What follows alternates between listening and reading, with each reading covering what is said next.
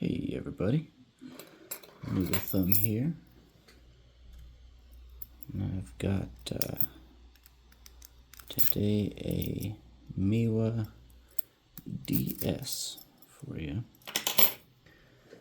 This is a 10 wafer lock, not a type of lock that I pick very often, but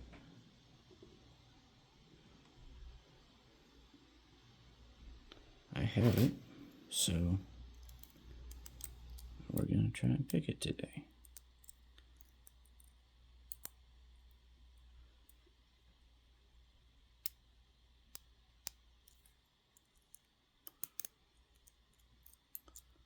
These first couple passes, you'll notice I'm just kind of scrubbing this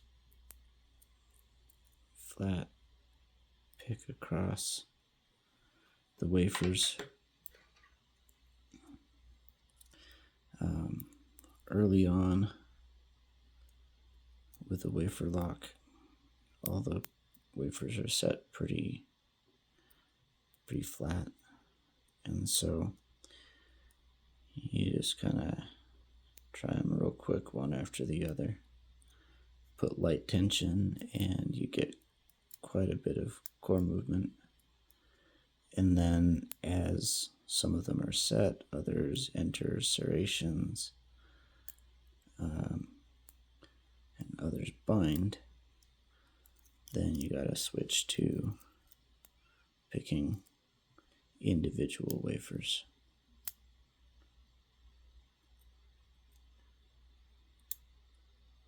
With a little more intention. You'll notice I'm swapping back and forth, picking to the right and to the left. In this particular example, the lock has the first couple levers, the front couple levers, wafers, and the back couple wafers pick to the left, or the way I'm holding it, almost down, and most of the middle wafers pick to the right or up, the way that I'm holding it right now. I'm holding it a little bit differently now than I have when I've practiced picking it, because the camera demands it, and I've played around with a couple different orientations for the camera, and this is what I've settled on as the least worst option. It's not that comfortable for me, and not that great of a viewing angle for you, but it's about as good as I could get in hand.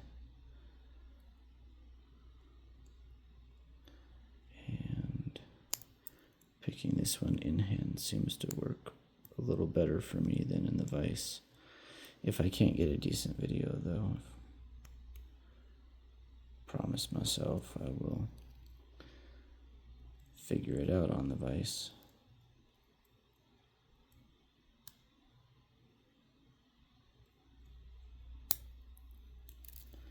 There we go.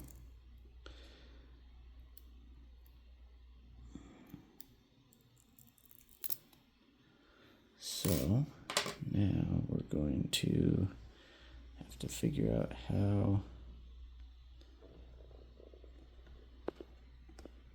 to get the gut at a decent angle. Let's see. Swing this up.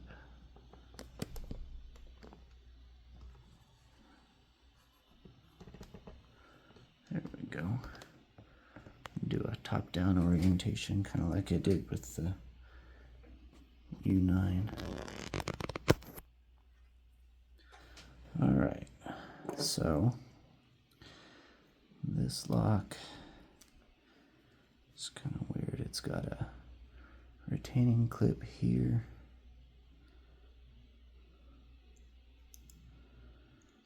And these jewelry pliers don't quite fit, but they're the closest thing I have. I might rocket this over. Almost did. Okay. Alright, so there's the retaining clip.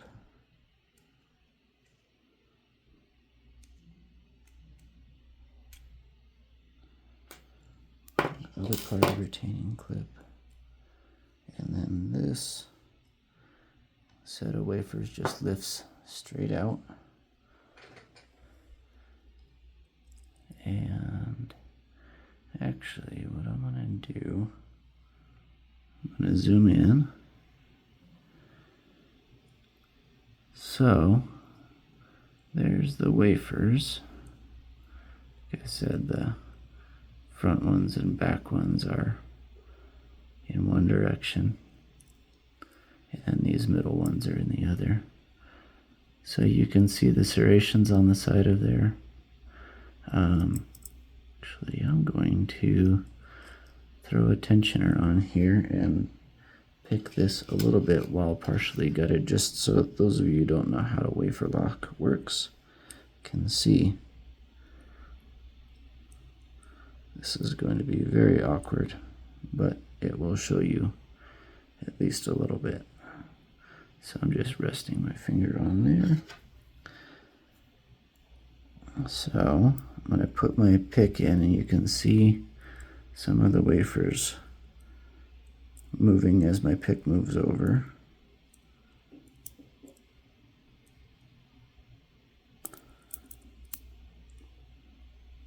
And what I really want to do is pick some of the ones that you can, so you can see how the movement of the wafer allows the lock to move. If I can find it. There we go. Okay, so that was binding. Alright. I'm going to pick, going the direction it's hard for you to see first, because that's what bound first. Okay. Then I think this is the currently binding one. So, running my pick back in.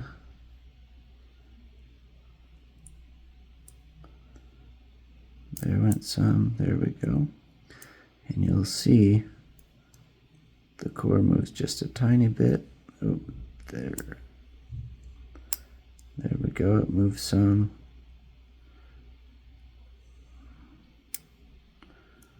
And so it just moves steadily along as I hit each of these binding wafers. I'll move it a little more.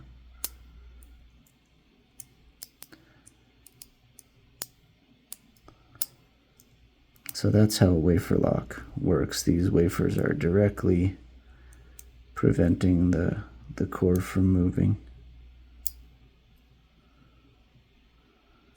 as opposed to, like I referenced before, the levers in the Miwa U9, which keep a sidebar from setting in.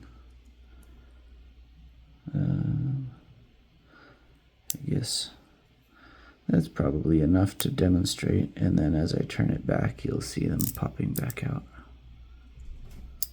There we go. All right. Well, there was the Miwa DS.